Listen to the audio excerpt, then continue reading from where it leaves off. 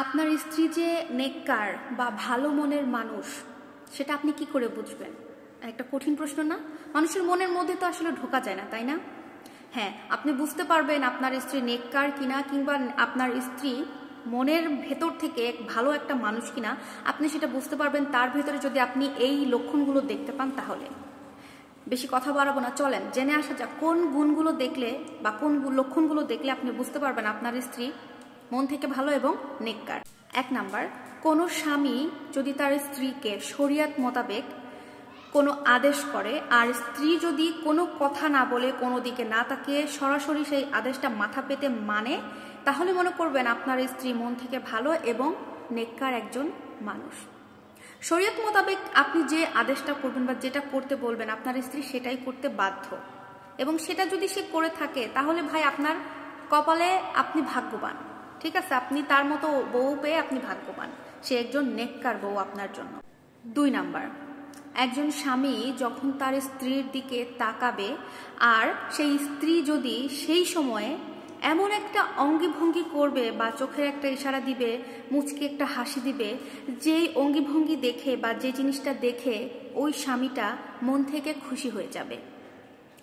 এই গুণটা যদি আপনি আপনার স্ত্রীর মধ্যে খুঁজে পান তাহলে মাশাআল্লাহ, আপনার স্ত্রী নেককার এবং মনের থেকে ভালো একজন মানুষ, ভালো একজন স্ত্রী। কারণ যে স্ত্রী আপনি তাকানোর সাথে সাথে, স্বামী তাকানোর সাথে সাথে তার মনের মধ্যে যাই থাকুক, সে যে কাজে ব্যস্ত থাকুক, নিজেকে এমনভাবে প্রেজেন্ট করবে যে তার স্বামী মন থেকে খুশি হয়ে যাচ্ছে, এটা কত বড় একটা জিনিস, বুঝতে পারছেন আপনারা? সো এই কাজটা যদি আপনার স্ত্রীর মধ্যে আপনি দেখতে পান তাহলে বুঝবেন আপনার স্ত্রী নেককার একজন মানুষ।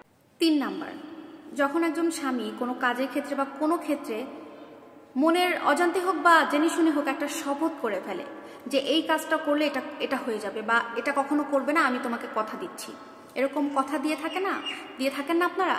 ওইরকমই যদি স্বামী যদি কোনো কথা দিয়ে থাকে বা শপথ করে থাকে আর স্ত্রী যদি ওই শপথটা না ভেঙে স্বামীকে রক্ষা করে তাহলে সেই ক্ষেত্রে ওই স্ত্রীটা নেককার স্ত্রী হিসেবে গণ্য হয়।